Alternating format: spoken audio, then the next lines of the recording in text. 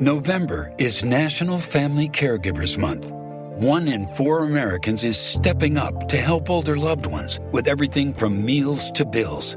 Family caregivers spend thousands out of their own pockets each year, and too many have to quit their jobs to keep providing care. Working families can't afford to wait. It's time to care for America's caregivers. Learn more at aarp.org/care for caregivers. Paid for by AARP. Welcome to Timeless Wisdom with Dennis Prager. Hear thousands of hours of Dennis's lectures, courses, and classic radio programs. And to purchase Dennis Prager's Rational Bibles, go to DennisPrager.com.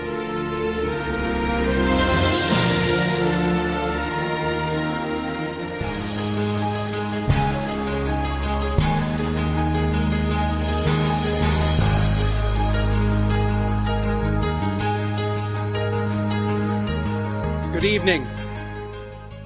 Welcome to the very first Moscow speaker series entitled U.S.-Israel Relations, Consensus, Controversy, and Complacency. Tonight's program features 3 insightful observers on this vital subject. There is no region in the world today more important than the Middle East, and no relationship within that region than the relationship between the United States and Israel. So tonight's program is both timely and very important. Before we begin our program, I would like to take note of the passing today of Senator Arlen Specter. The United States has lost a great leader, and Israel has lost a true friend in Senator Specter. Zichrona livracha, may his memory always be a source of blessing. The Jewish Federation is proud to be a sponsor of this evening's program, together with Temple Sinai, the University of Nevada, Las Vegas, and the Las Vegas Review-Journal. Thank you to Rick Hollander, president of Temple Sinai, and all those who are responsible for organizing this evening's lecture. To Bob Brown, publisher of the Las Vegas Review-Journal, thank you for your generous support as our media sponsor. A special note of thanks to Jeff Moscow.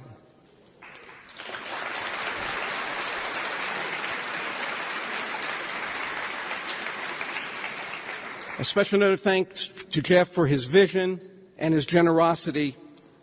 It's Jeff's commitment to addressing critical issues and providing the resources enabling our community to do so in a forum such as tonight. I look forward to many more lectures in the Moscow series in the future here on the campus at UNLV and throughout our community. And finally, I'd like to thank our host, UNLV, and President Neil Simatris for your support and for serving as our host. And now to introduce our panel, it's my great pleasure to welcome Dr. Neil Simatris.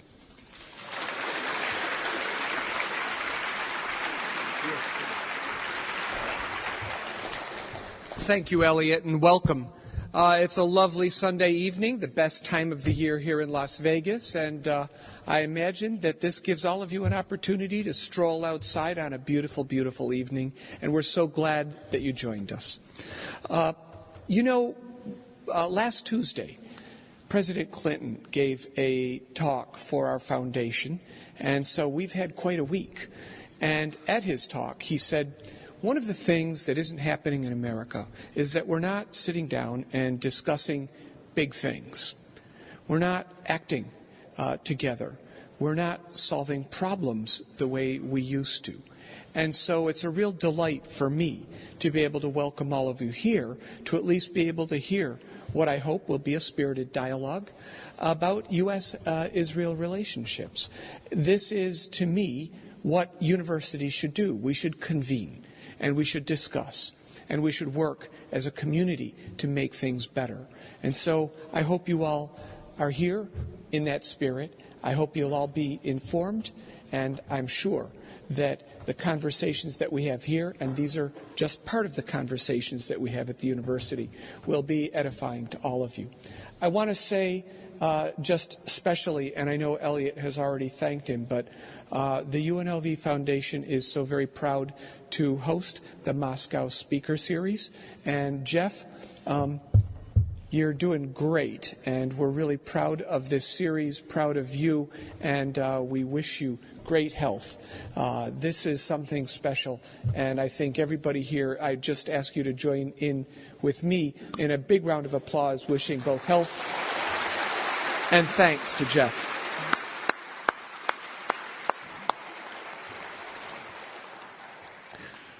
Well, as most of you know, Joe Klein is one of the nation's most honored and respected political columnists. He's a regular contributor to Time magazine, which is so impressive. I once had my name in Time magazine, and my mother called me, and it was just the best thing ever. So you writing in it, I just can't imagine. He's written the best-selling novel, Primary Colors, which many of you probably saw as a movie. Hopefully you read it as well. He spent over 2 decades covering the Middle East and has dealt with most of the key leaders in the region. He's a veteran of 10 presidential campaigns. How's this one going for you, Joe? Klein has been praised for his dogged reporting, a thorough and subtle grasp of the issues, and a clear-eyed, compelling style. He's the rare political junkie who loves the intricacy of policy making, has extensive sources not only within the United States government, but throughout the world, and is at home as much in Damascus as he is in Des Moines. This evening, Joe has challenged the challenge of keeping our program on track and focused while questioning and probing our 2 incredible guest speakers. That's a formidable task, but one that he's uniquely qualified to handle. And so, ladies and gentlemen, it's my pleasure to introduce to you Joe Klein.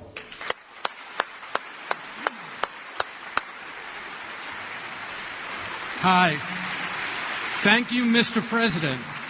Mr. President. I'm going to bring out the panelists in just a second. Thank you very much. Who is that? We don't have an empty chair. Well, we do have 3 empty chairs.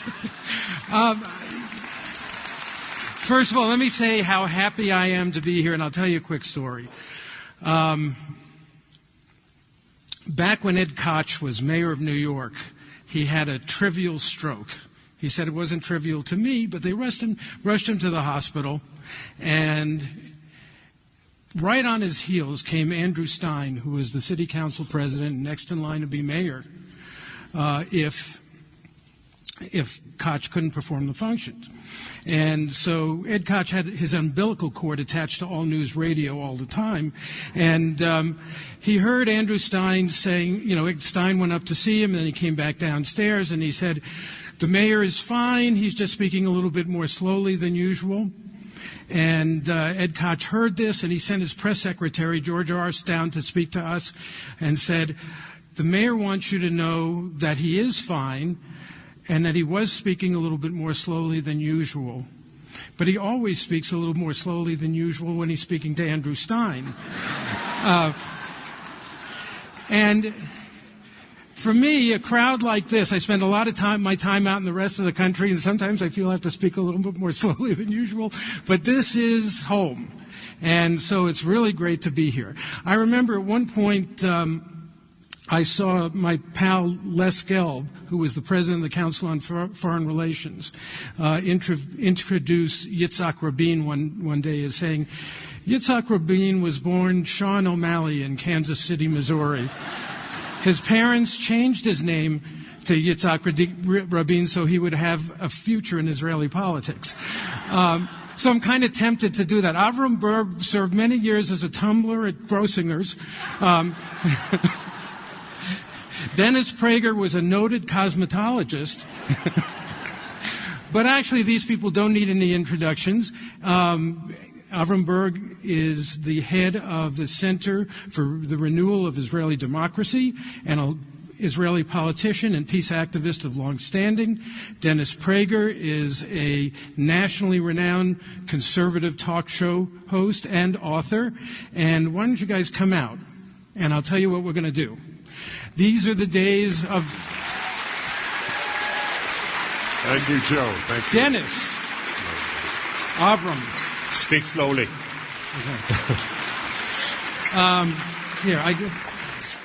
Okay. In terms of moderation, I think I'm going to be a little bit more active than Jim Lehrer. I kind of lead toward the... I'll be a bit passive than Joe Biden. I lean toward the Martha Raddatz School. Also, I've been covering these issues not for 20 but for 30 years. I am that old.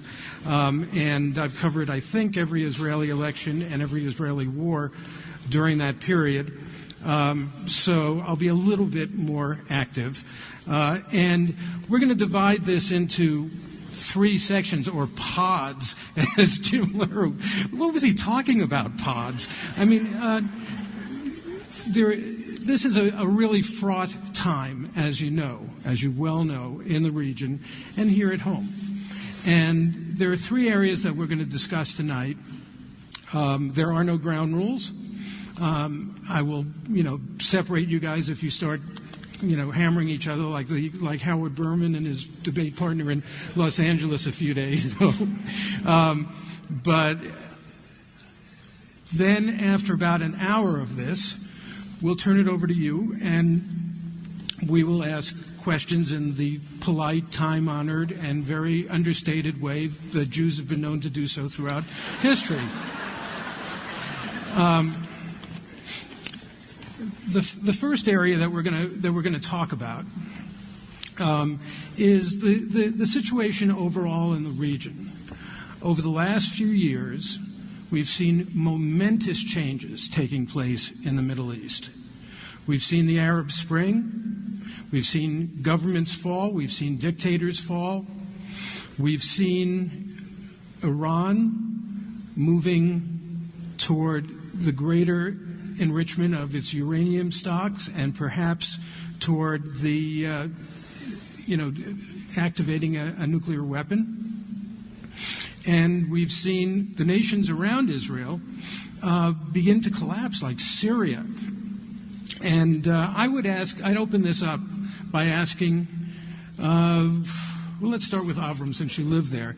Of those 3 things, Iran, the instability caused by Arab Spring in general, and the fact that the Muslim Brotherhood now controls Egypt, and the chaos in Syria that may engulf the region, how do you rate those as problems? What's the most serious one that Israel faces now? And could you discuss them generally, and then Dennis, you could come back on that. Thank you very much. Good evening. It's a pleasure being here. I take it that since it's Las Vegas, I have to gamble.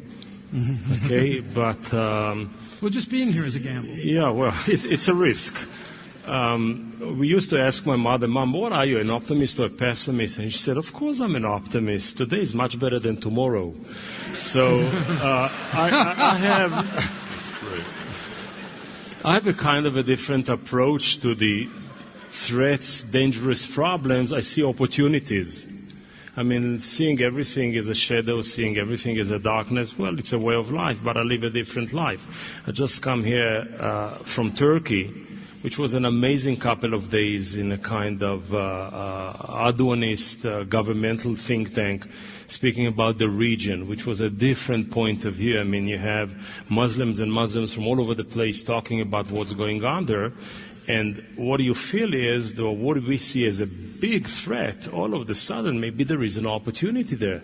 Maybe the Turkish model, which is a kind of a very interesting one and developing one, they like to export it to Egypt, and all of a sudden Egypt works in a kind of a very interesting democratic process.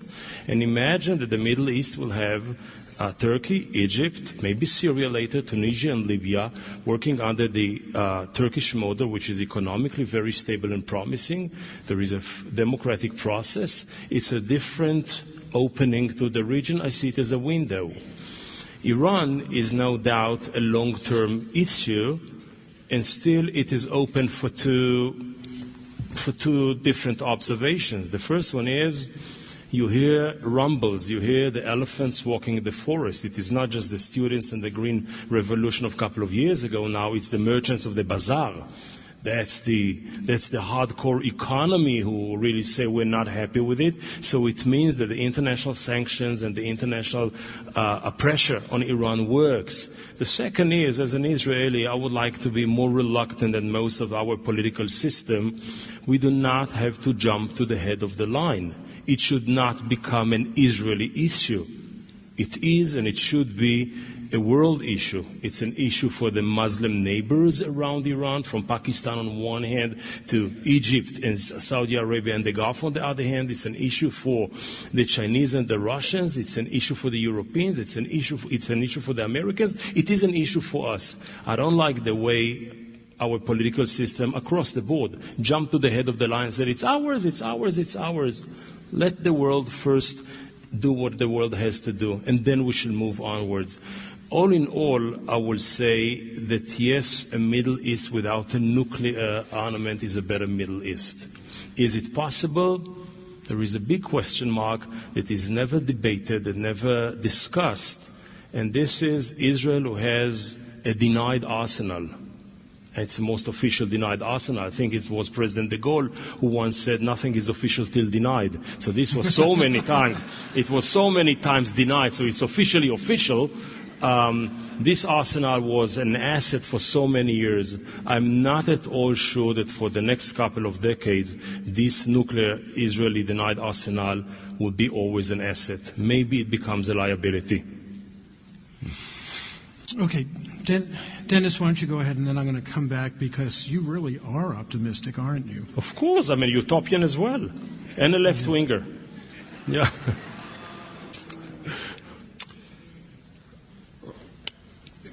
Egypt is governed by a man who's recently demanded of the United States. In fact, the first thing that he said after he was elected, President Morsi, was that the United States should release the blind sheikh who was responsible for the first Twin Towers bombing. And these people fill me with less optimism than my distinguished colleague this evening. I have very little optimism with regard to the Middle East at this time. I think that Israel is surrounded by cultures that are largely benighted. The Arab intellectuals who released the United Nations report some years ago acknowledged that, I think it was Greece that prints more books translated from foreign languages than the entire Arab world, from Morocco to the Gulf. Of course, if you say these things today, people call you Islamophobic, or I'm surprised we don't have a term Arabophobic, but somebody will undoubtedly come up with it, to still voices that try to tell difficult things that exist in the world. An Israeli has really two choices: to wake up and deny reality and be optimistic, or to confront reality and be a bit sad. Most people prefer to be happy. Not all. I've written a book on happiness, and I do an hour a week on my radio show on happiness. I speak on happiness a great deal. There are people who prefer to be unhappy, but they're a small segment of the human population. Israelis are confronted with a terrible issue, and I think that I understand, and I'm opposed to it, so I'm not psychoanalyzing, again, my distinguished colleague this evening, but I understand the urge to believe that, gee, the people surrounding me really don't want to destroy me. It's a very desirable thing. You don't want your little girl or your little boy to wake up thinking that his neighbors want him dead, think that he is the child of apes and monkeys. And so there is a great yearning to find any bright spot that exists. I have that yearning too. I would love that to be. I have no great attachment to the permanent status of the West Bank as being part of Israel. But I do have a very deep desire to see Israel survive as a Jewish state. I interviewed in Ramallah last year the chief spokesman of the Palestinian Authority. He actually denied to me. I have it recorded. I played it on my radio show. He denied that there is a Jewish people. There is no such thing as a Jewish people. Remember, Yasser Arafat said Jesus was not a Jew. Jesus was a Palestinian. And I have always, having written a book on anti-Semitism, I am well aware of Jesus being a very good litmus test to find pure anti-Semitism. When one denies the Jewishness of Jesus, one is engaged in anti-Semitism. Whether it is a Christian who did it in the Middle Ages, or a Muslim doing it now, or Hitler, who said that Jesus was an Aryan. This is what Israel is surrounded with. And so I'm not terribly optimistic. One day, perhaps, Arabs will decide that destroying Israel is not important, but rather building the Arab world. The day that Arabs decide that will be the greatest day in modern Arab history. The preoccupation with Israel, with a Jewish state the size of El Salvador, is the curse of modern Arab life. So we do have a different view on this. And one more thing, on the notion of it's ours. It's a certain irony here. I, for example, I speak to non-Jews most of my life, through my radio and through my lecturing. Jewish life doesn't book me nearly as much as it used to because I'm a conservative, and for much of Jewish life in Reform and conservative synagogues, conservative Jews are not allowed to be invited. This is a fact of life, not an opinion. Less true than 5 years ago, perhaps. As true as 5 years ago. But I'll be happy. I'll be happy to discuss that with you. Just ask John Podhoretz when he's invited to, or any of the conservative Jews like myself. But that's a side issue, though not an insignificant one. We'll talk about American Jewry. Anyway, I tell non-Jews all the time, you are fools, and I use that language. You are fools, you non-Jews, if you think that the threat to Israel is just a Jewish or just an Israeli problem. That's exactly why 55 million people died in World War II, because you fools dismissed Hitler as just a Jewish problem. If you dismiss Ahmadinejad as just Israel's problem, you are repeating the error of the 1930s.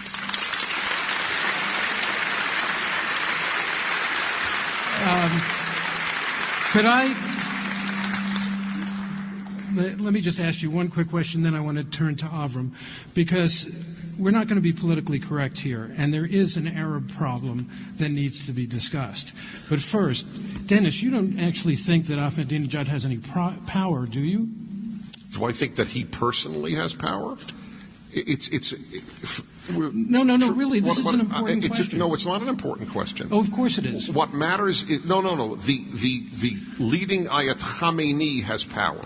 The leaders of the Islamic Republic have power. If he is just a figurehead, it doesn't matter. They don't differ from his belief that the greatest mitzvah for an Iranian Shiite Muslim is to destroy Israel. Because, it's always interesting to me how people talk about Ahmadinejad a lot as if he actually had power. He doesn't. The supreme leader does have power. And in fact, you realize also that on the nuclear issue, the supreme leader his views are unknown. The leadership of the Green Movement, all of whom I interviewed the last time I was in Iran, take a position that's more militant than Ahmadinejad does. They were against the negotiations, against the 20% deal. Ahmadinejad was in favor of it.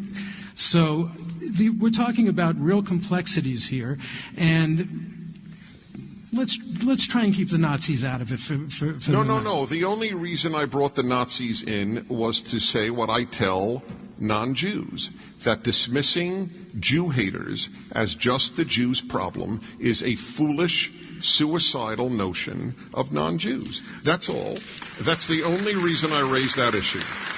But I would make a distinction between the German military might, and this is a question I want to go back to Avram, because one thing you said that I thought was questionable is that you compared Egypt to Turkey. Now, Turks are not Arabs. Iranians are not Arabs; they're Persians. And in Turkey, there is a history of governance, a history of integrity. It's a real country. I don't mean integrity in terms of honesty. I mean that it's a real country with real borders. It has an educational tradition, very much unlike the Arab states. And the people I know who really study the Arab lands and the Arab culture are very concerned about whether or not the traditions of education, rule of law, rights of women, and a lot of the other basic human rights that we have now seen are essential to creating democracies can come to exist in the Arab world. Now, what evidence do you have, Avram, that for your optimism? Can I react to both or just to him? You can react to. Yeah. I was so many years in politics, so it makes no difference what you ask. I have my answers anyway. Okay. So just so much for me. I'll try to combine them both. Mr. Prager, I listen to you very carefully, and I realize that it's much more comfortable to be a pessimist in America.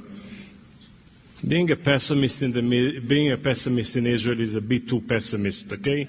Being a pessimist here, it's comfortable. So it's okay, but I don't buy this pessimism, neither buy optimism. I read reality differently. At what sense? First, I don't like the equation of the Second World War, which is broadcasted massively from the current Israeli government and well echoed at the conservative circles of America, etc. By the way, I have a definition for you apropos psychoanalyzing the self. I mean, I don't volunteer, but I offer you as a friend. You know who is a conservative? A liberal with a teenage daughter. Okay? So I have a couple of them. Having said that, there's a lot of truth to that. But I don't know if you have daughters. I suspect you're not that much of a liberal. But nonetheless, I don't like this equation because of two major reasons. The first one is when you come and say it's 38 all over again. Is it? Did we have a state in 48? Did we have such an omnipotent power in 38?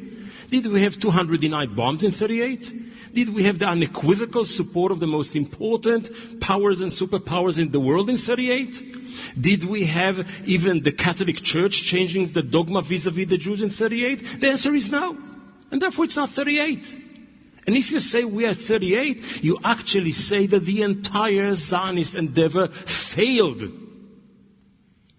And I say we did not. We have issues. We have challenges. Easy it is not. We have capabilities. It is possible. But to bring us back to the Holocaustic discourse and say Israel was, is, and will be driving its strategy from the trauma, and therefore forever we should have a trauma strategy rather than trust strategy, that's an awful suggestion for a state. And it's an awful suggestion for a people, either as a political analyst or a political leader. The second is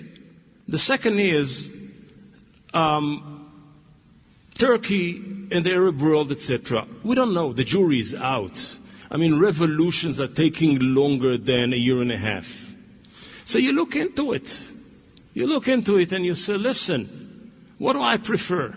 Do I prefer Israel and America to continue their love affair with tyrannies in the region because it's good and convenient, and therefore we buy our convenience at the price of oppression of other people around us?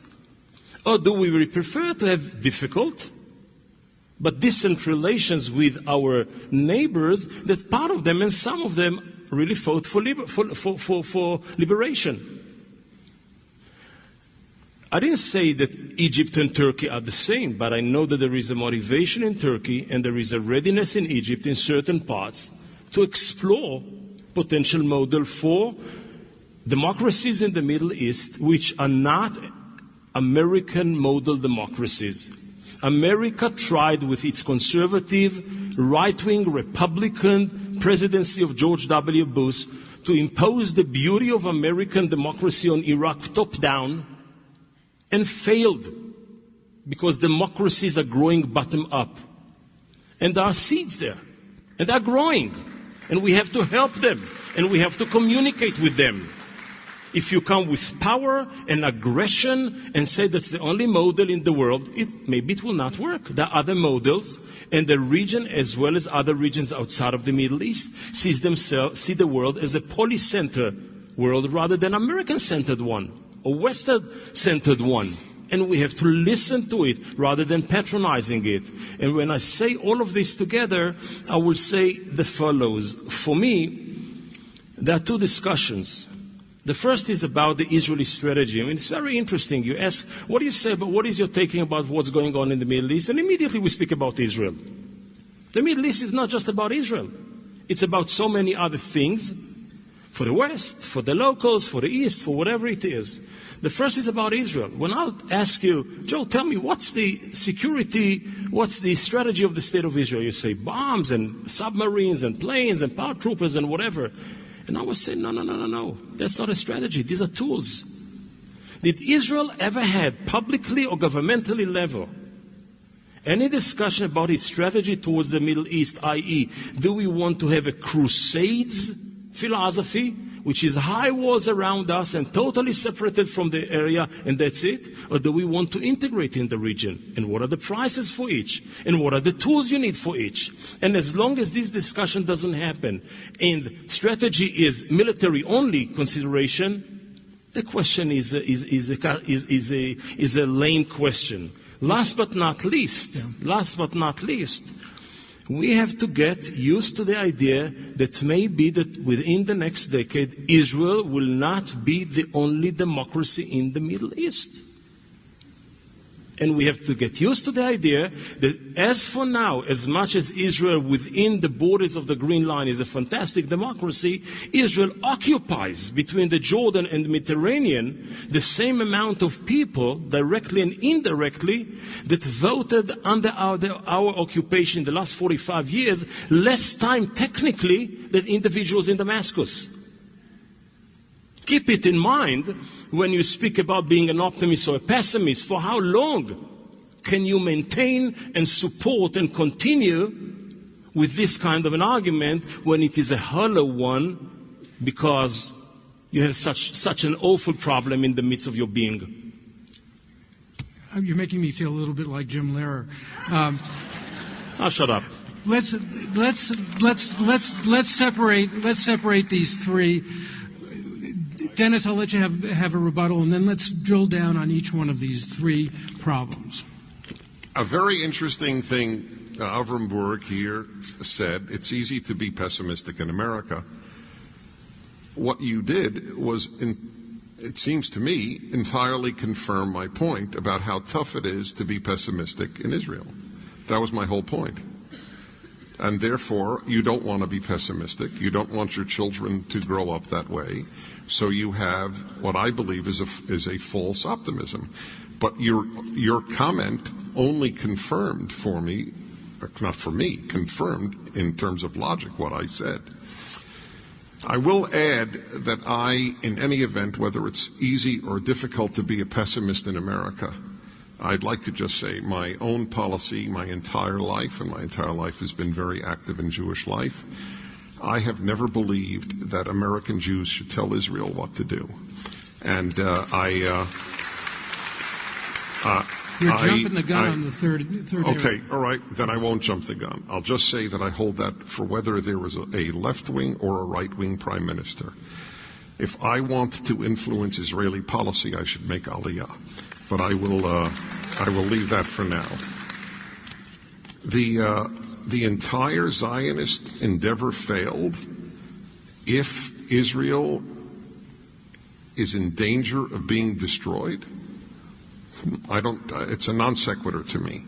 I never understood the Zionist endeavor, and I am sure you don't, as solely that Israel can survive, that a Jewish state can survive no matter who attacks it with what weapon. The Zionist enterprise was the ingathering of the Jewish people to have one place on earth where they determined their own fate and where non-Jews did not. That's what I understood as the Zionist enterprise.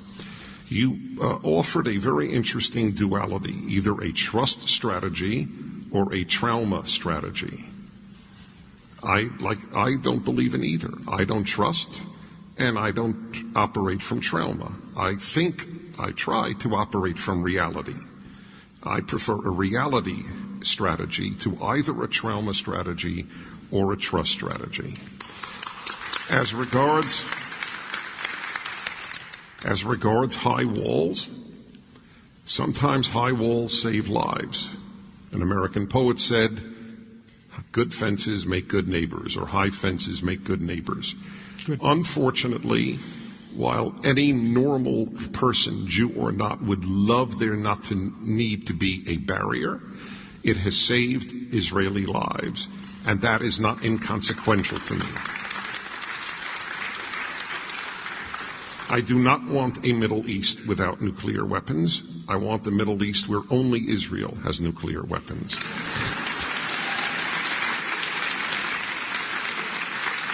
And finally, the notion of America failing in Iraq because you cannot impose democracy top-down. Yes, you can, and we did phenomenally successfully in Japan and in Germany. The reason that we were not able to impose democracy in Iraq is because of Arab values, not because of American values. Let me stop you right there, because this raises a really important question, and it's to my mind, this is the most important question coming out of Arab Spring. The reason why we were able to help create a democracy in Germany and Japan is that they were discrete, actual places. There was always a Germany, there was always a Japan. What we have in the Middle East is a series of countries that aren't really countries. We have a series of countries whose borders were drawn by Europeans in 1918 at the end of the First World War. And, they were slapped together. Iraq was Winston Churchill's invention. He created it out of 3 satrapies, provinces of the Ottoman Empire. Now we have in Syria a situation where we have a minority sect ruling a majority, 80% Sunni, and you have Kurds up in the north. And when I interviewed Assad 6 years ago, he said to me at the time, I'm really worried about what's happening in Iraq, because the Kurdish area of Iraq has become semi-independent, and I'm afraid that my Kurds, are going to go join those guys. And so it seems to me that the immediate question isn't whether we can create democracies in fictional countries, but how this is going to actually shake out in the end. Because we're at a point now, I think, Dennis, don't you think, that these people are going to create their own countries and their own borders, and it's going to be done without the imposition of Western neo-colonial power? And how do you think the United States should respond to these new realities? Isn't the fact of Kurdistan more real than the fact of Jordan? Yes, but your points are, the facts are accurate, but the conclusions are different than mine. If the Middle East were divided into completely homogeneous groups, Alawites have a strip of land the size of New Jersey, Shiites have a strip of land the size of Texas, Sunnis have the size of land of Alaska, nobody has anybody else, it wouldn't be one whit different. Iran is largely homogeneous and has no liberty. It's a values question. And tragically, Islam has not created a world of liberty. It never did, and it hasn't today. I believe Islam can be reformed, but in its current state, anyone who wants a Sharia-based state, whether he is Sunni or Shiite, is anti-liberty. And so what my position is, my question is, how, given that, and I'm going to ask Avraham for his point of view on this as well, given these new and changing realities, what should be the United States' posture toward these places? Should we continue to arm Egypt? Should we continue to, is the president doing the right thing by standing back in Syria and waiting to see how it shakes out? What can we do, since clearly in their minds the era of us imposing our views and our values on the region is over? Well, I did want Avraham to respond, because I feel I had the last two, but since you're posing it to me, I will just say that when the United States was supportive of the dictatorship of the Shah, Iranians lived better. They had more freedom. Women had more rights. There was a better world for the average Iranian. So this equation of America with a non-democratically elected person in any given place as equals bad has not been morally true. I wish it were morally true. Then all we have to say is we will leave all the not perfectly elected leaders we support, and those countries will be better. Sometimes it may be true, sometimes it isn't. In Iran, it was not true.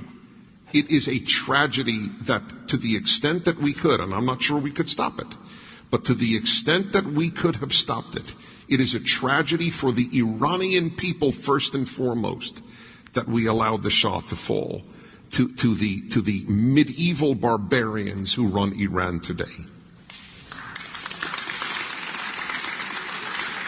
Avraham, this is really interesting, by the way. We have a perfect pessimist and a perfect optimist.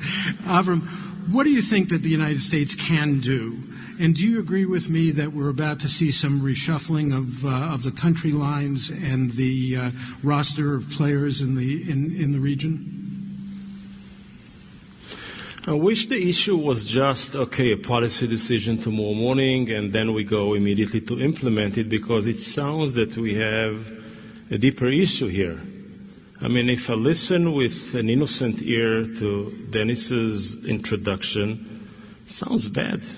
The generalization. Whenever it goes to generalizations, I remember others who were generalized in terms like this, that are incapable of this and incapable of that, and people in the audience applauded, and where it led us.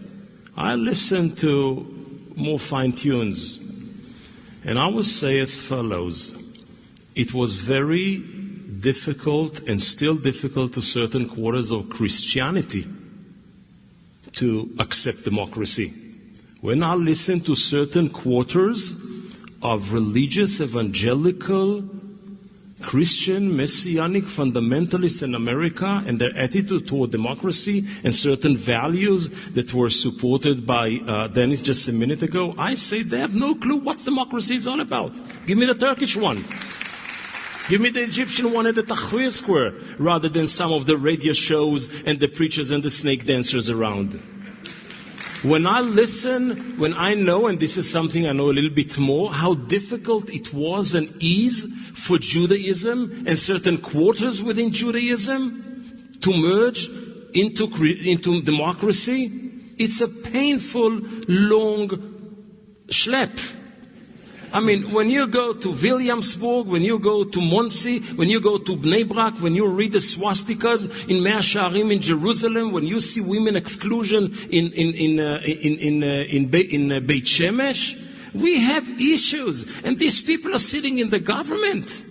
These people decide for you who is a Jew. These people do not accept your marriages here in America because they are reform and conservative one. In the only democracy in the Middle East. So it's not an issue about bad-mouthing us or bad-mouthing them. It is a different issue. When Huntington came, after the wall came down in Berlin and came with the concept of the clash of civilizations, I felt that something is wrong there. It is not all of us Westerners versus all of them Muslims. It is some of us versus some of them. There is a clash of civilization, but the clash is between the civilization of democracy and the civilization of theocracy. And it happens within Judaism, within Christianity, and within Islam. And there are democratic Muslims, and there are fundamentalist Jews, and there are non-democratic Christians. So the question is not immediately to stand all of us versus all of them, but to find kind of alliances and cooperations and understandings, and having a lot of patience of perseverance for the process to take off. And I've no doubt, I talked to some of my friends in Egypt, to many of my friends in North Africa, of course in the West Bank and other places, and I have the feeling, and it's nothing more than the interviews that you two have done, I simply don't talk to these high up people, I talk to Amcha, and my feeling is that once the genie of freedom is out of the bottle, nobody will be able to put it back. That's the whole story. This is what happened in Tahrir Square. This is what happening nowadays in Ramallah with all the difficulties. Now, even if you look at it from a practical point of view, America should have some kind of a backbone. At least one part of it. It was United States of America, George Bush, United States of America, who imposes elections in the West Bank. And once Hamas was elected, they said, we don't accept it. In a very democratic way, at least as democratic as Florida of a couple of years ago. Okay? If you really want to introduce a notion of election and one person, one vote, don't cut it off a minute after. And even now, Israel indirectly deals with the Hamas, negotiates with the Hamas, cooperates with the Hamas, and coordinates with the Hamas. Because in the Middle East, today's extremist is tomorrow's moderate. So the question is how you talk with whom, and not how you boycott with whom, and how you generalize it in such a way that you feel so comfortable in the comfort zone of like me people only, and all the rest of them do not exist. And I understand Dennis's policies. Yes, I want to be the only one with a nuclear toy in the Middle East. And whomever will have next the potential, I will bomb them all. Turkey and Egypt and Saudi Arabia and Jordan, I will bomb them all. Come on, what kind of a realpolitik is this one? How can you leave? How can you advise a government? How can you advise a policy like this? A policy should be what is the long-term existence in the region, and a real patriot is not a one who gives me a Patriot missile. A real patriot is the one who helps me to help myself, to have a long-term sustainable existence.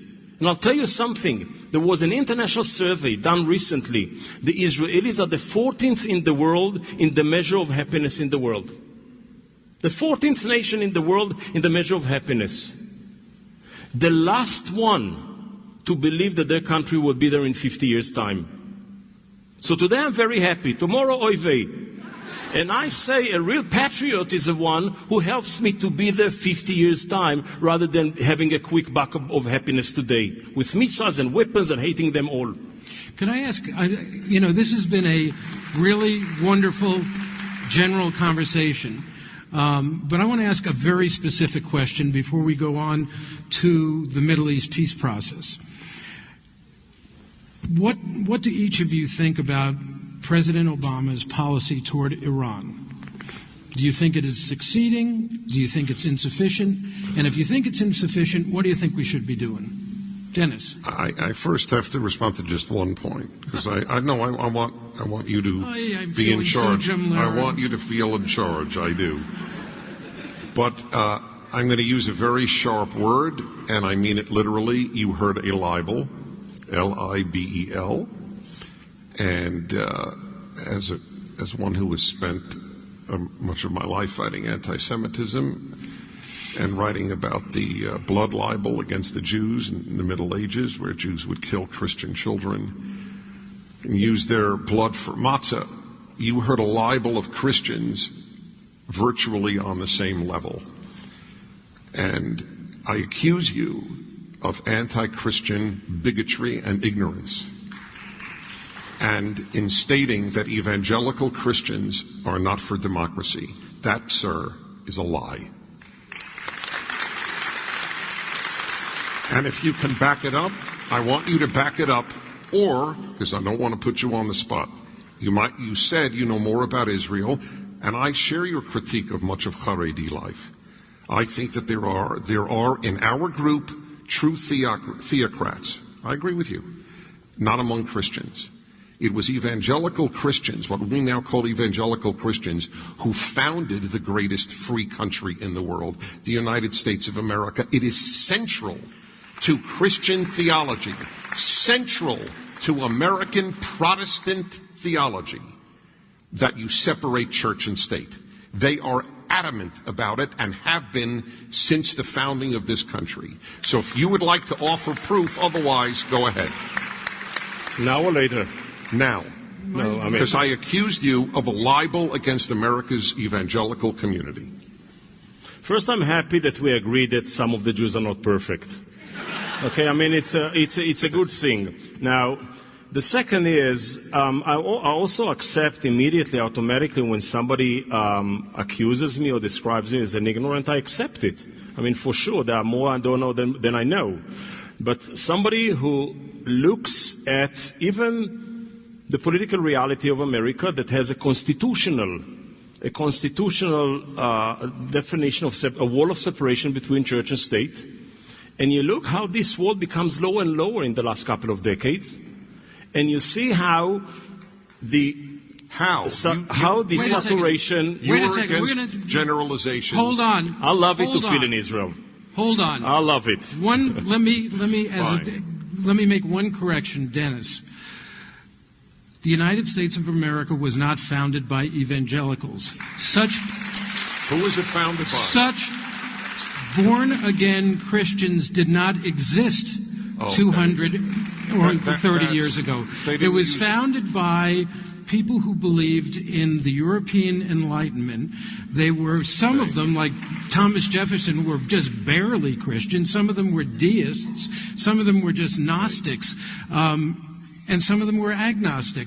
But what Avraham was talking about what Avraham was talking about was the particularly American form of evangelical Christianity that began to develop in the burnt-over section of New York in the 1820s, and there followed a series of revivals, but really became a coherent political movement after the Roe v. Wade decision. That's a different form of Christianity than we've seen before. Okay, they tend to teach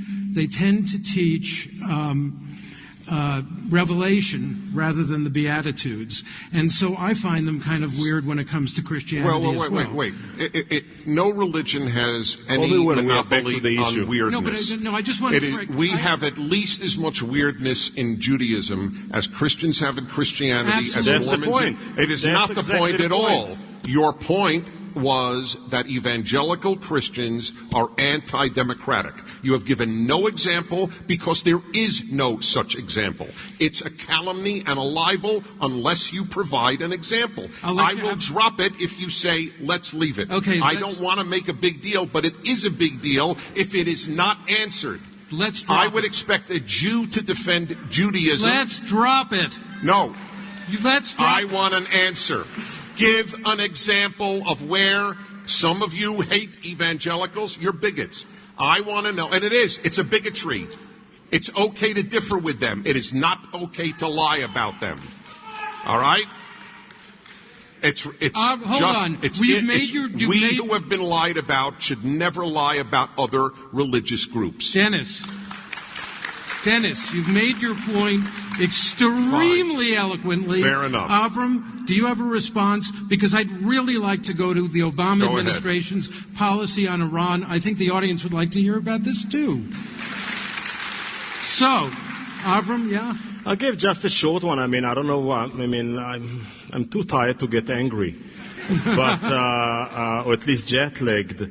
I meet a lot of groups of whatever school of thought they're coming from, of Christian evangelical, and listen, I never made the generalization, not even this evening. I said some off and some are there.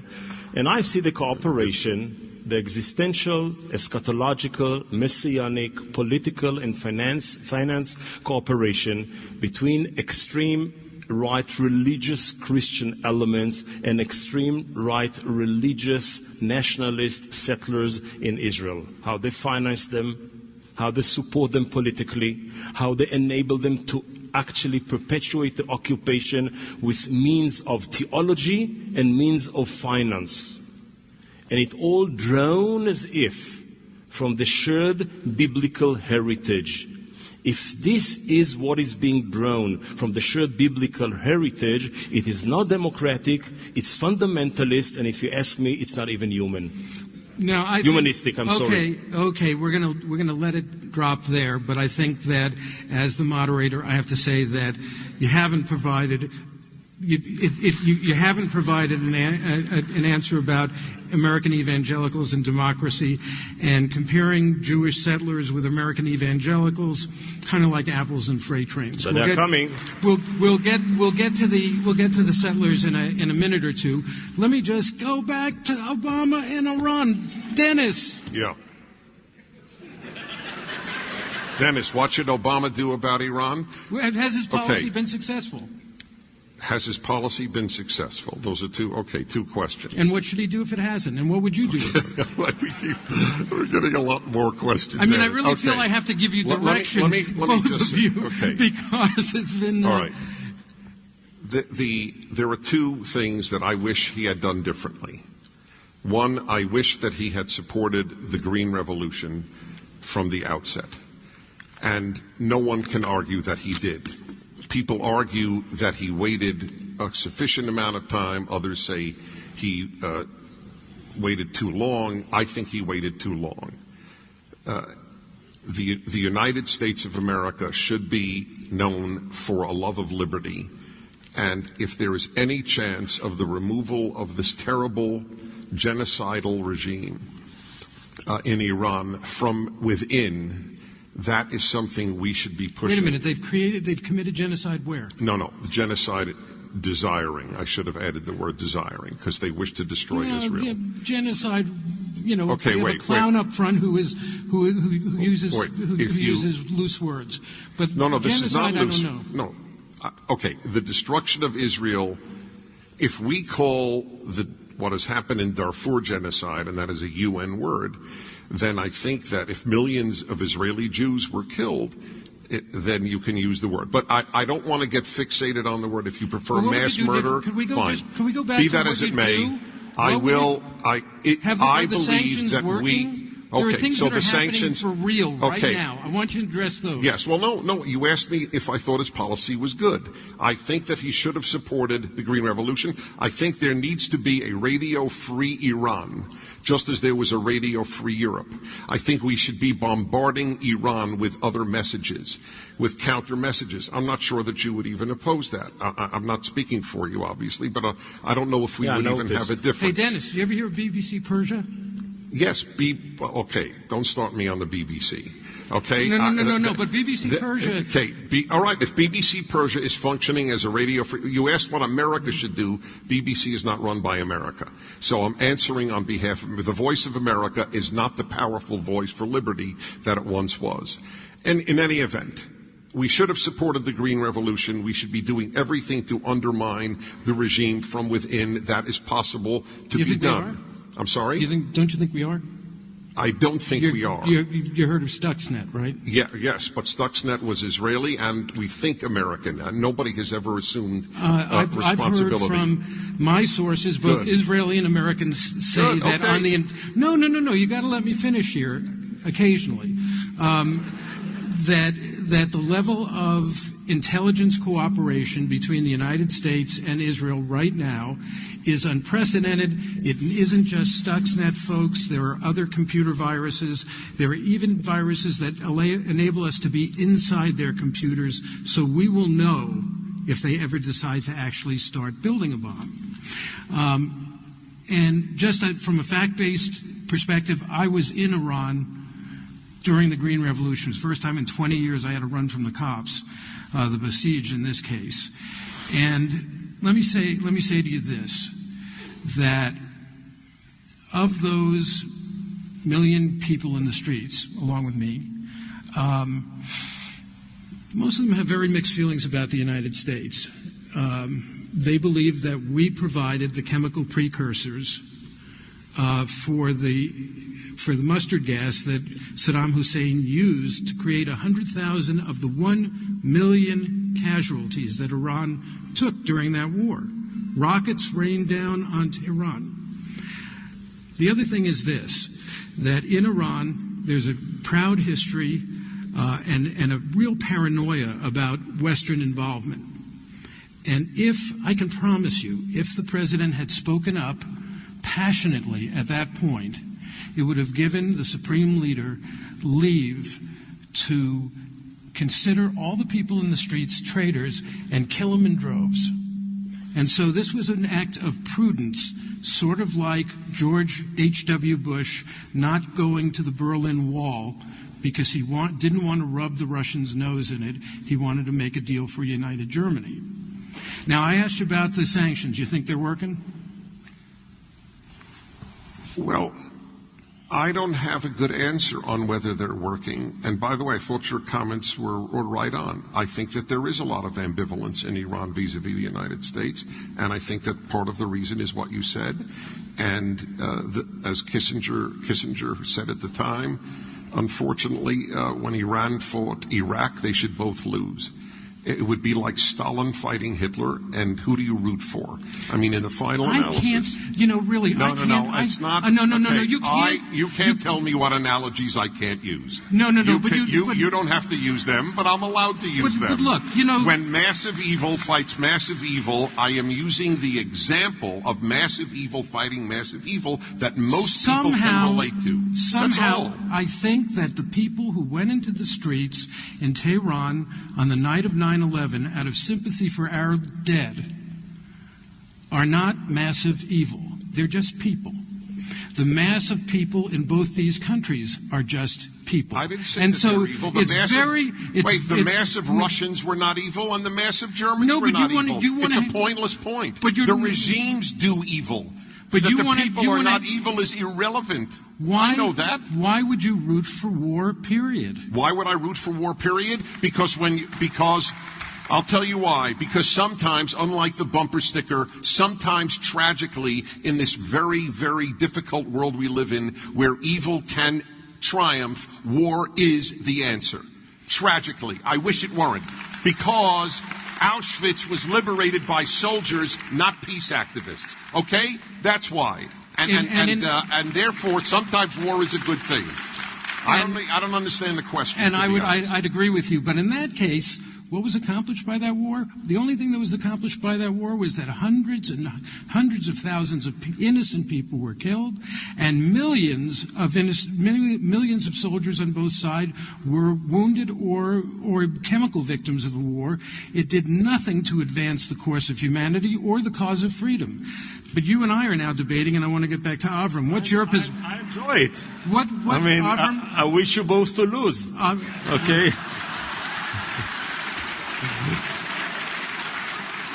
Avram, what should be the U.S. policy on Iran? And do you think what Obama is doing is working?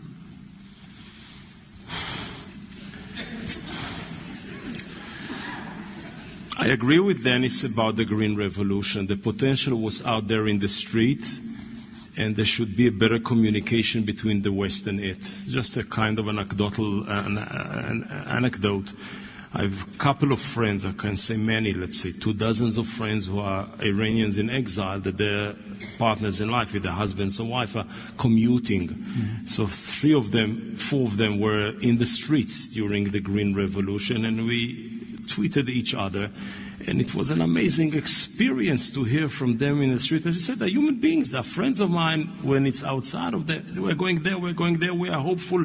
Tell your political system to say this or to say that. And eventually it was a cynical realpolitik all over, and it didn't work.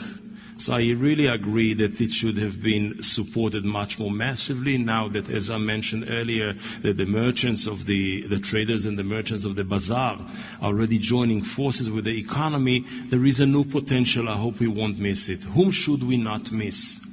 We should not miss the younger generation. I mean, Iran is not just the Shia, there are many minorities, and Iran is a very dual reality. In Iran, in Tehran, you can find alcohol online cheaper than in Tel Aviv. I mean, that's a fact of life. I mean, you can... I know. When you go... And you have... It's a contradicting reality. And the one thing to pay attention to, or one of the things to pay attention to, there was an interview given in Haaretz a couple of weeks ago with Ephraim Halevi, the former head of the Israeli Mossad. And he said Iran has a lot to do with its history, and we should dignify it. Iran looks for its status in the region and its position in the world. Don't humiliate it, respect it, and invite it into the conversation. And he is not a kind of a no-goodnik like me. I mean, he was the head of the Mossad. And having said that, we come to Obama. I know the enthusiasm of wars. I heard people so happy about going out to wars. In Israel, in Europe, over here.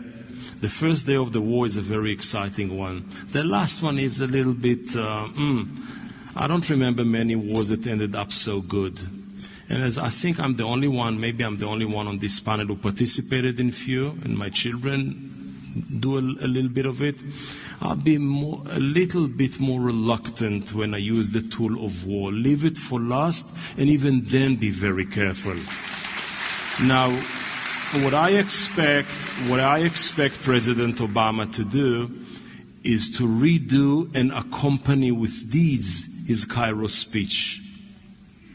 The Cairo speech was a fantastic opening, and then nobody walked through the door.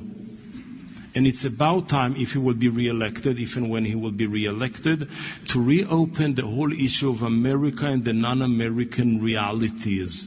One of them is Iran, one of them is to address the street in Iran and invite it differently, as we expected him to do at the Green Revolution, and then to accompany it with deeds. As for the sanctions, it looks like the work.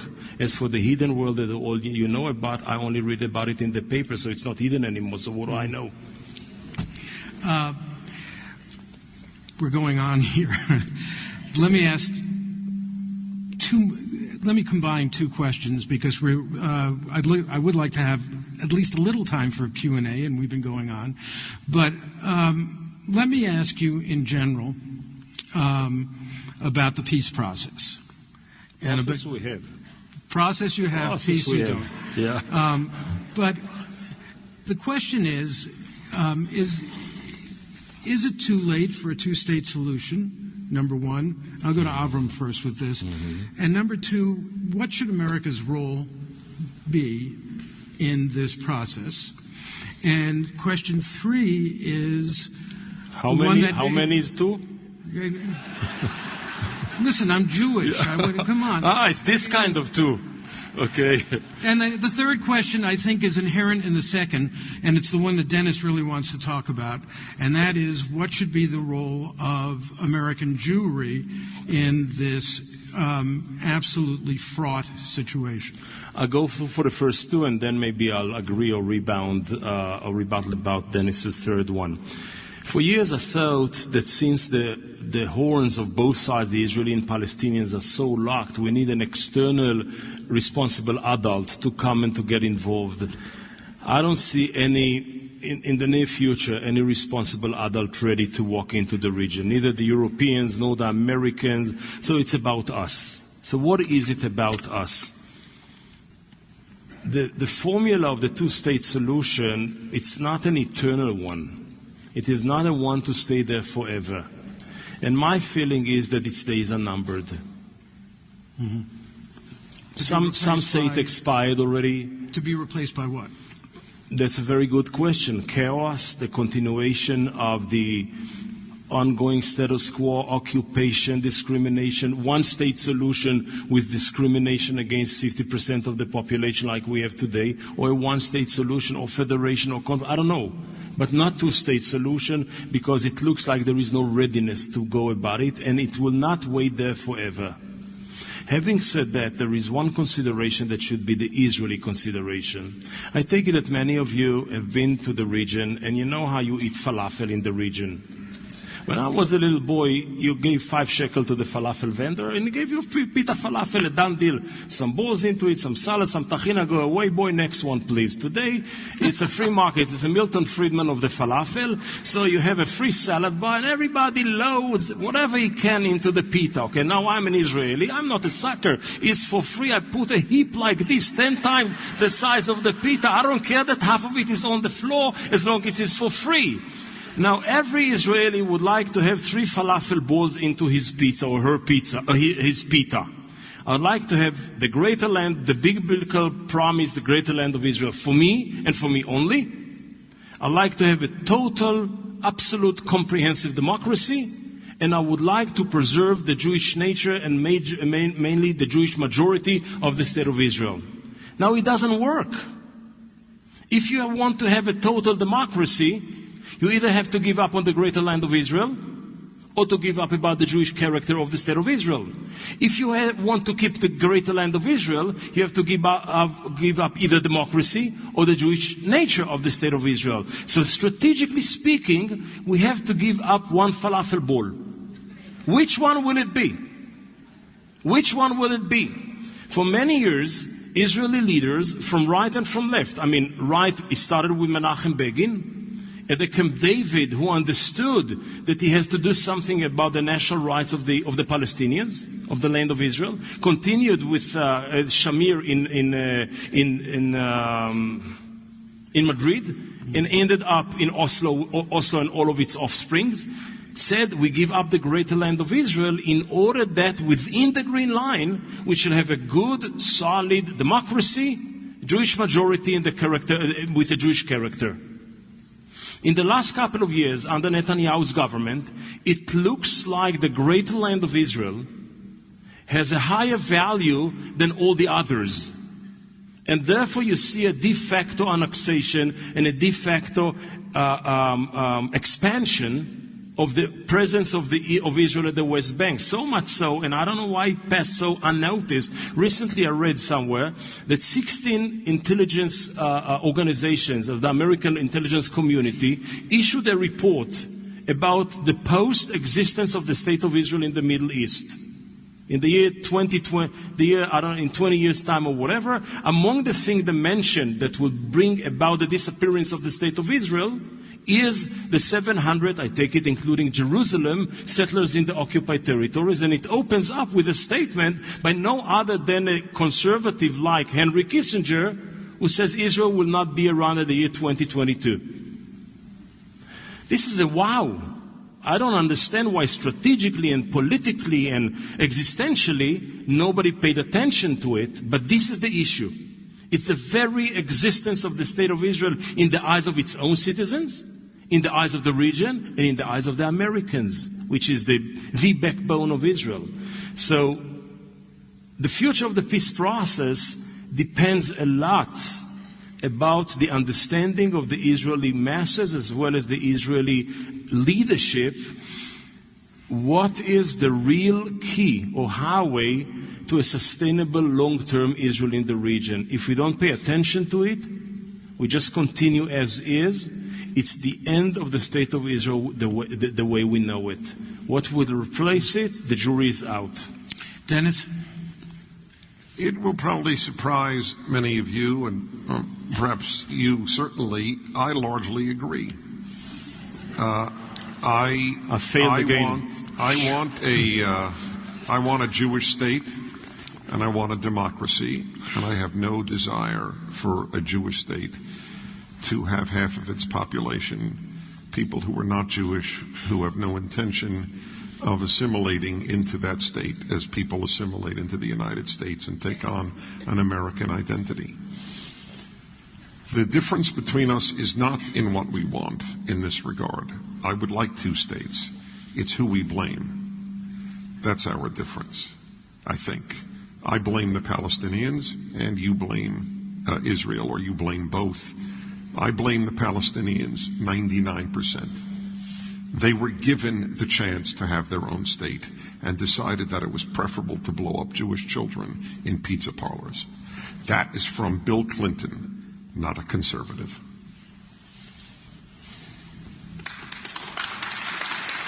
Let's go on, Dennis, to your concerns about, America's role in this process. If you believe that there should be a two-state solution and that there should be a peace process, what role do we play? And let me ask you, what role should the U.S. government play, and what role should American Jews play? Okay. The United States should play one role, in my opinion, and that is to make it clear that it will not allow Israel to be destroyed. That is the greatest role. That, ironically, is the only possible role America can play, in my opinion, to actually further peace if there is any chance. Because the moment there is a perception of a weakening of America's support for Israel, you invite the very thing none of us here, left or right, wants. So, beyond that, it is for the two parties to get together and make peace. And if they can't, then they can't. And you go on. All of my life, I find this hard to believe, but I am now 64 years old. All of my life, I have heard Israel has a limited time to have peace and a second state, certainly since 73, if not even 67 in some quarters, but certainly 73. And it has never turned out that way. I'm not saying it isn't true. I wish tomorrow that the Palestinians awakened and said, this is ridiculous. The Quran itself recognizes Jerusalem. It recognizes itself that there is a Jewish people and that there is a Jewish land. We're crazy preoccupying ourselves. We could have a federation with Israel and we could become the European Union of the Middle East, although that's a poor analogy today, but still. I wish that they did. But they're telling me, and they would even tell you, there is no Jewish people. They don't believe it. There is only a Jewish religion. There is no Jewish people. We have no roots there. They really believe that. I debated as a student, a junior in England, junior year in college. I was at a university in England, and I debated a Jordanian consul. And I'll never forget, and it's never changed. Whenever I have debated pro-Palestinian or pro-Arab spokesmen, it's been the same thing since then. And that year was 1969-70, before the 73 war. And I looked at the audience, all of whom basically not Jewish, at the University of Leeds in England, and I said, here's the difference. I and virtually every Jew I know, American, British, or Israeli, recognize that the Palestinians have a right to their own state and have a history in this area. They don't believe we have a right to a Jewish state. Am I right or wrong, Consul General? And that ended the debate. I won the debate. I won all the debates against Arab spokesmen because it's easy to win the debate. They don't believe we belong there. We believe they do belong there. And until you have that symmetry, not America, not Russia, not China, not El Salvador can do a damn thing about it. All right. We're gonna. Avram, you can respond to that, and then I really want to go to questions from the audience. As for El Salvador, maybe listen. El Salvador. Maybe El Listen. I take it that if I like to take your previous methodology, I will say somebody will sue you because you say, as if all of them say there is not such a thing like a Jewish people. So let me, at least out of them, cut off a group. I just come here. I told you I was in Istanbul. That was the beginning. I spent the weekend in Vienna. I participated there in a very interesting, maybe the only one now in the realm of an Israeli and Palestinian group, exploring together various things that we discuss here today. And the most fundamental one, including the resolutions we are working on, it's not a political, it's a more, I would say, meta-political thing, is the total recognition of why they're getting wider and wider quarters among the Palestinians, that the Jews are there to stay. There is a right for the Jewish state. There is a right of the Jewish people. And here is our rights. And there should be a conversation of rights rather than a conversation of guilt and accusations and generalizations. So very soon you might find yourself with empty-handed in these debates of yours, because there is a growing segment of the younger generation of the Palestinian people. Great. Okay? I hope you're right. Yeah, I hope you're right. I don't want to win those debates. No. I want you to win every debate. It makes me stronger when you win debates. No, it doesn't. The second one is, you ask about the American role. I'll tell you what is my concern, and I take it that the applauders in this room will not like it very much. In the last couple of years, because of the politics of the State of Israel and the Israeli government, Israel is becoming less and less bipartisan issue in America and become a very political, and if we shall continue like this, it will be one-sided issue only. It will belong to the Republicans only, and all the rest of them will go wherever they go. The way my Prime Minister gets involved and steers the American politics and the American presidential election, maybe it's good for America, or maybe it's good for one of the candidates. It's bad for the case for America, unequivocally, for both sides of the aisle, to support this Israel, to leave Israel beyond and above any political controversy within America. And I feel this deteriorates. The second is, what should be the role of America? The role of America should stop one day to say, we are here to ensure that Israel will not be erased, etc., because it's not going to be erased. It's a strong, viable, it's unbelievable how strong Israel is. Unbelievable. This is not the issue. The issue is the quality of the existence in the Middle East. So the role of America is not about the mere physical existence. For this, we don't need it so much, the way it was eloquently expressed by Dennis here, but to say, Israelis, we are here if you want to help you and the Palestinians, if you want to have a better quality of life the way both nations deserve. That's the rule. Okay. This is what Carter did. This is what Clinton did. This is, I hope, what Obama will do in his next term. Okay, let's turn this. I told you. I told you.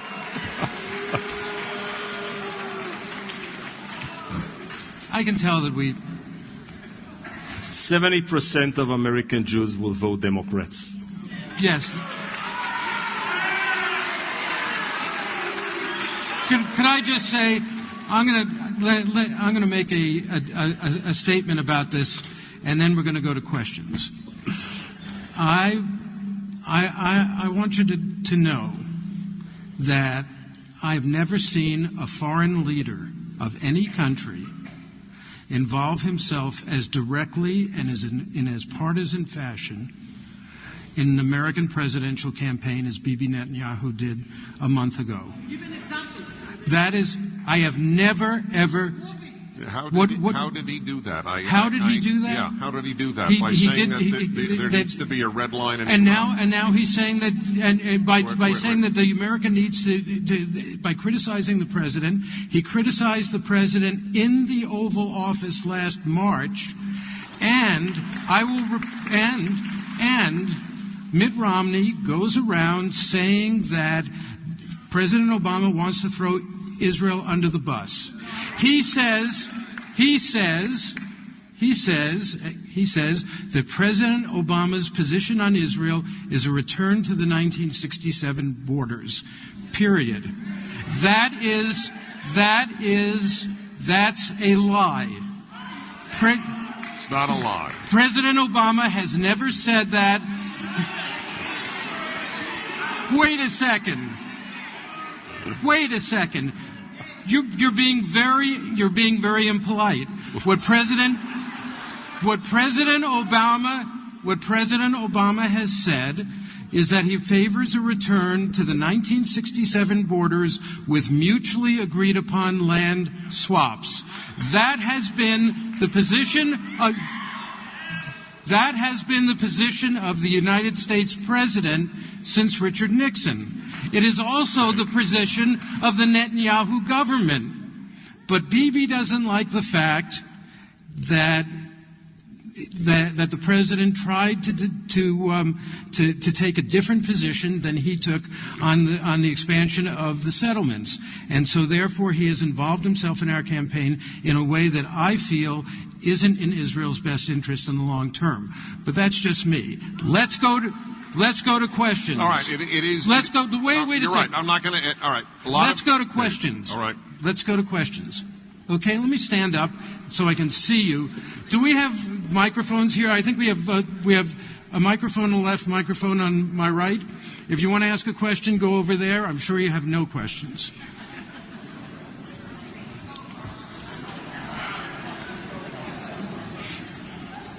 I don't see a thing. Yeah, is someone at...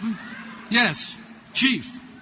Just a captain. My question is, just like you stated a month ago, in my impression when I watched the United Nations, what I watched was Prime Minister Netanyahu putting his line in the sand, saying, and that's how I perceived it, was with all the sanctions that have been put in place, with all the investigations of the enrichment of uranium in Iran.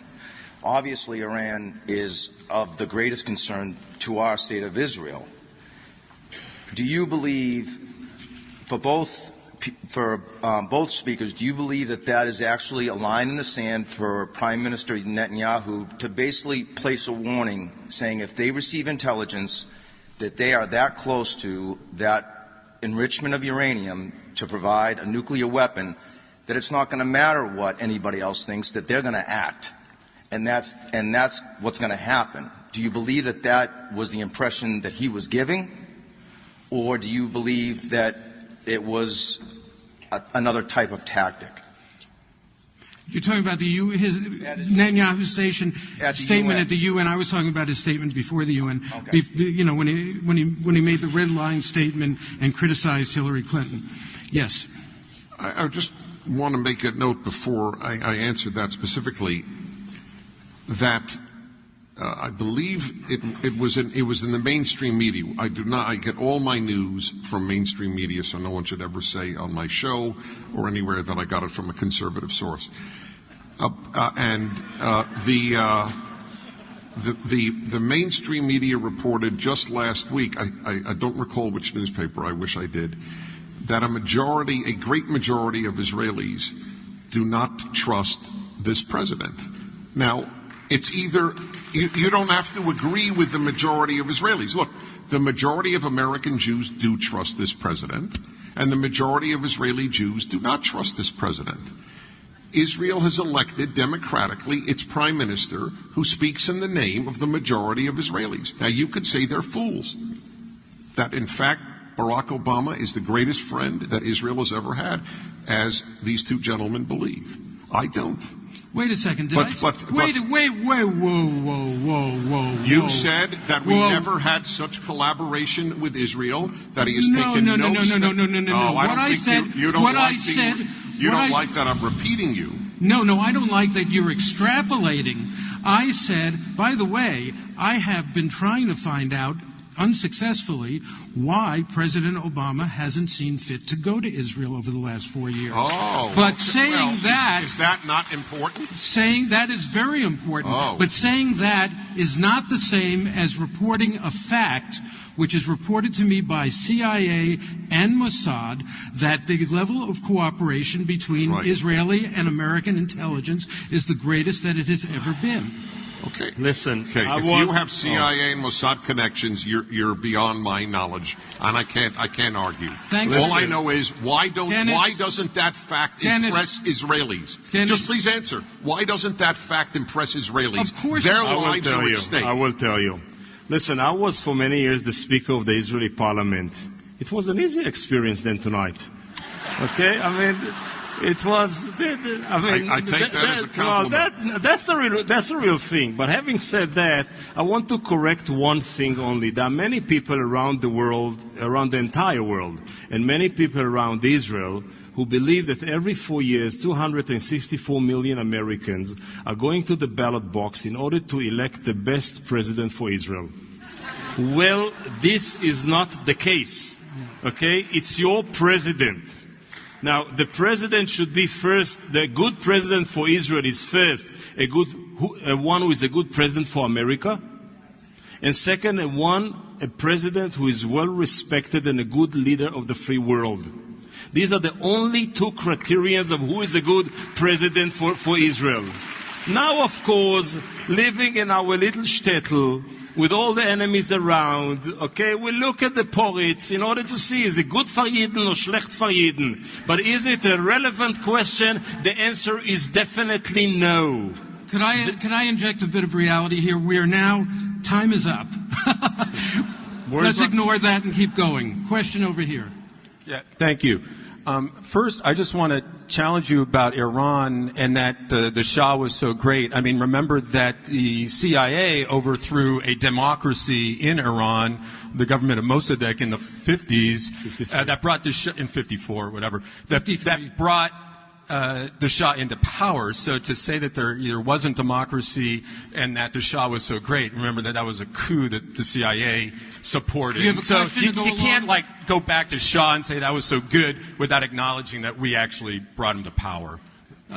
Okay, so by the way, we're going to keep these really short since we are out of town. Okay, that's fine. I wasn't that long. I mean, the fire marshal is here. I appreciate you commenting that, I mean, the discussion tonight is great. Contemporary and political. It's not ancient. I don't need an answer about that.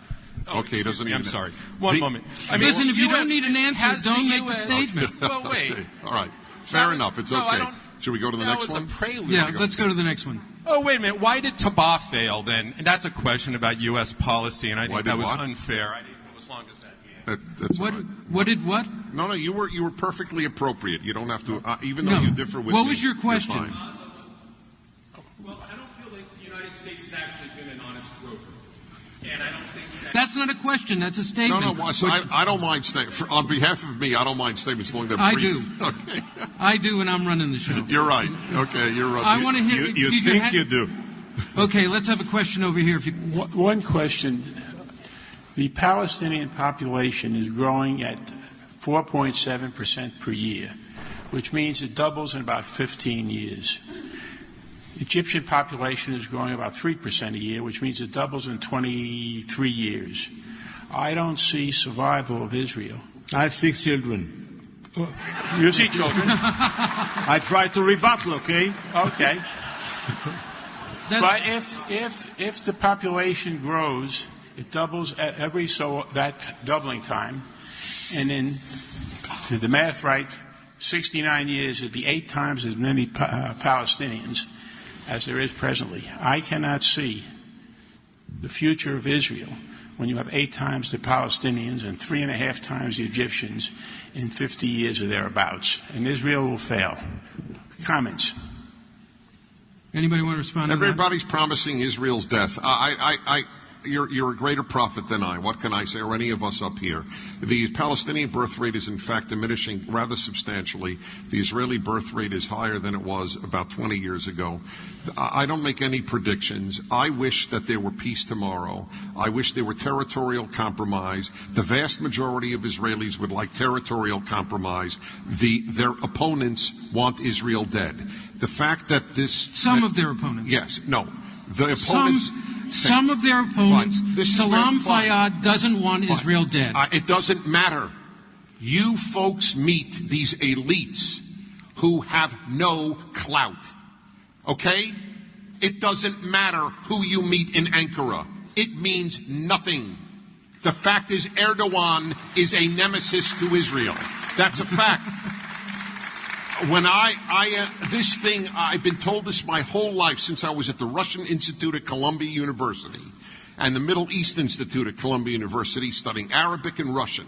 And I was told the same exact things then. Oh, you conservatives, you're anti-communist. You generalizations about communism. You know that the Russian communists and the Chinese communists hate each other. To which the answer was, so what? They both slaughter their people. So what? Morally, it makes no difference.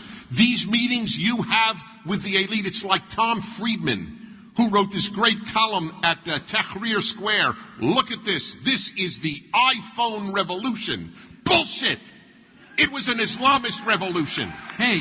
These people live in ivory towers. Hey.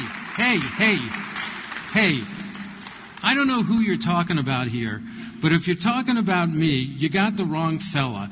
I spend a lot of time on the ground in Israel, in the Palestinian territories, talking to actual Palestinians, in Iraq, in Afghanistan, embedded with our troops.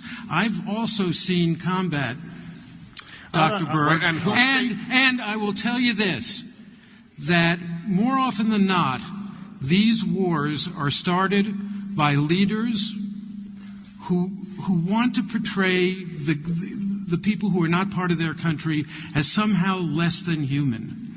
They're the other. The Palestinians, there are going to be 8 times as many of them. There are more Palestinian doctors and lawyers than most other, in most of the other Arab countries. These are actual human beings. They bleed, they suffer, they die. They have been subjected. They have been subjected to the most terrible governments on the face of the earth. Didn't they elect a terrible government? No, they didn't elect. In Gaza? The Gaza was not. You just told us that there was a free election, and that you laugh at us. Yes, he told me. I'm sorry. I'm talking to him. They elected Hamas. They elected Hamas, and then Hamas staged a coup. At which point it was appropriate for us to cut them off. I know that you have your idefixes, and you don't want to compromise them. Unfortunately, reality is more dynamic than you. There are people on the ground who are students and traders and agriculturists and farmers and simple people and sophisticated people. Some of them cannot stand us. Some of them like to make peace with us, like the Israelis from all across the rainbow of opinions. Some of them cannot stand them. Some of them would like to make peace. When you come and say time and again and time and again and time and again, they all hate us, they all want to destroy us, we need power, we shall fight them, we shall have war, etc., etc. Doesn't correct it, doesn't make it right. What do? You just incite. Dennis. This is incitement toward another conservative round of wars and conflict in the Middle East. I'm living there. I'm not following your footsteps. Let's take the next question. That's okay. There's a forum that was formed in the spring of this year called the Global Counterterrorism Forum. It was formed by the government of the United States and Turkey, as I understand, and according to the Secretary of State website, is a cornerstone of this country's fight on terrorism. It consists of 31 countries, including 11 Arab countries, 6 of which belong to the Arab League. Can anyone up on there tell me why the number one victim of terrorism, and certainly one of the world's foremost fighters of terrorism, is not part of this forum? That's Israel. It should be. It should be. But could I clue you in a little bit?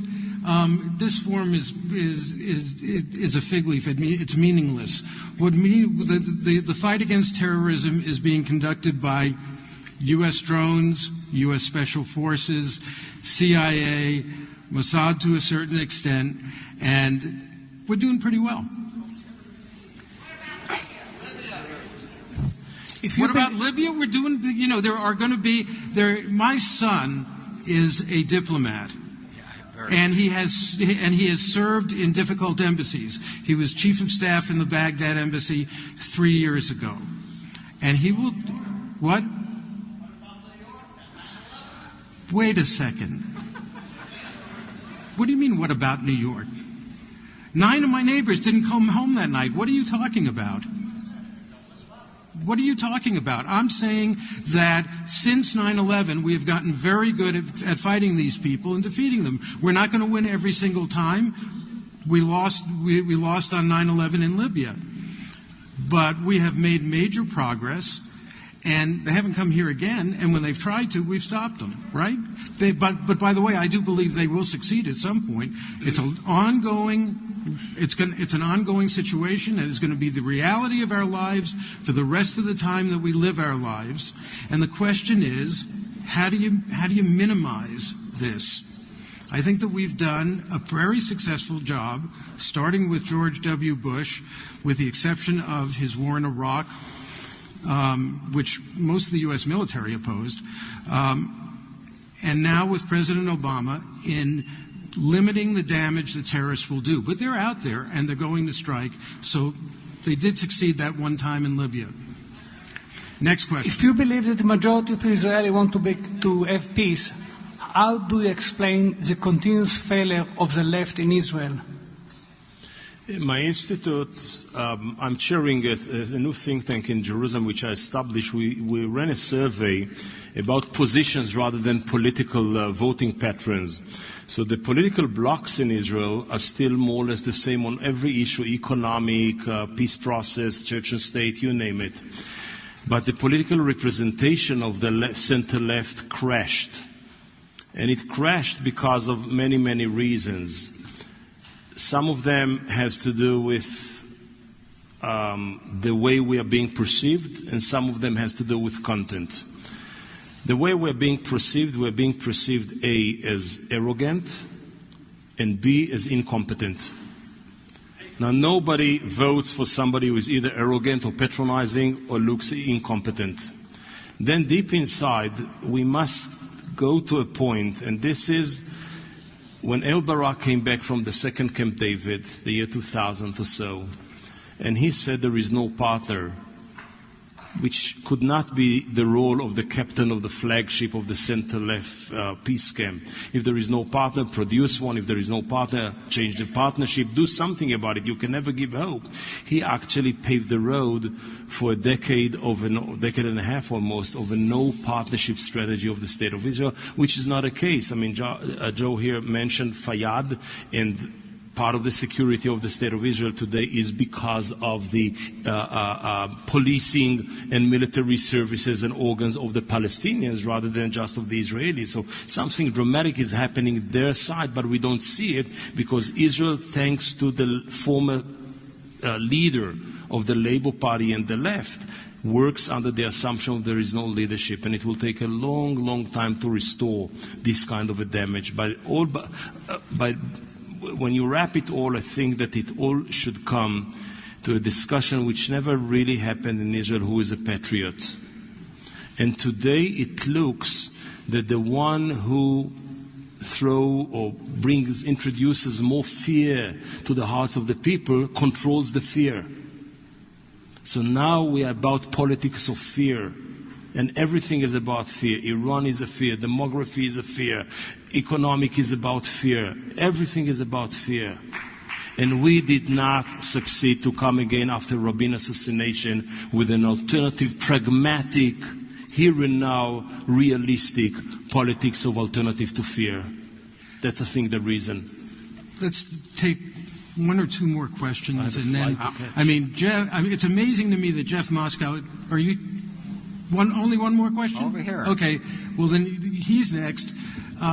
Jeff Moscow had a heart attack a week ago. Can you imagine that? Let's give Jeff a round of applause for being here and for putting this evening together. Let's take a last question. I'll keep this very short and to the point. Joel, you seem to question what did World War II accomplish other than shuffling some borders in Europe. I'll ask you the question, what language do you think you would be speaking today if we didn't have World War II? Wait a second. I didn't say that. I said that at the end of World War I, the Ottoman Empire was divided by the European powers in a way that the United States, Woodrow Wilson, didn't like very much either, and that we're suffering the consequences of the map of the lines in the sand that were drawn then. As for World War II, my father, recently passed, was a commander in the United States Navy in the Pacific. That was the proudest, one of the things I'm proudest in my life is my dad's service and of the United States' role in World War II, the United States' role in World War I, the United States' role throughout the world. I believe that we are the most humane superpower in the history of the world. Okay, that does it. Let me just say that there's been a fair amount of heat, but I hope there's been some light as well. And I would caution all of you, and I would urge all of you to look carefully at these issues. These are complicated issues. Whenever it gets to be us against them, and with Jews we have 5,000 years of it being them against us, there's a danger that we're going to avoid the complexities that may offer opportunities for us. I think that Israel is in a very difficult position, both demographically and geographically. But I'd also say that Israel is strong, not weak, and that, unlike Henry Kissinger, I'm not worried about Israel being here 20 years from now, because we got a nuclear arsenal. They're not going to mess with us, ultimately. And I do think it's important that we find a way, especially as Americans, and especially the American government, to help civilize Arab countries that haven't had the kind of education systems that can yield democracies. I really agree with Dennis on that. And I think it's important that we understand, as Avraham has said, that Israel is dealing from a position of strength in the region. And if we can reconcile those two, then we'll be acting in a very Jewish way, because Jews have always been able to deal with complexity and thrive with it. You've been a wonderful audience. Thank you so much. Thank you. You did a great job. Thank you. Thank you.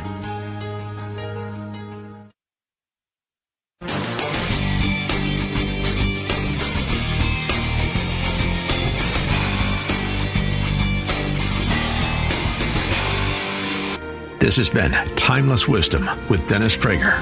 Visit DennisPrager.com for thousands of hours of Dennis's lectures, courses, and classic radio programs, and to purchase Dennis Prager's Rational Bibles.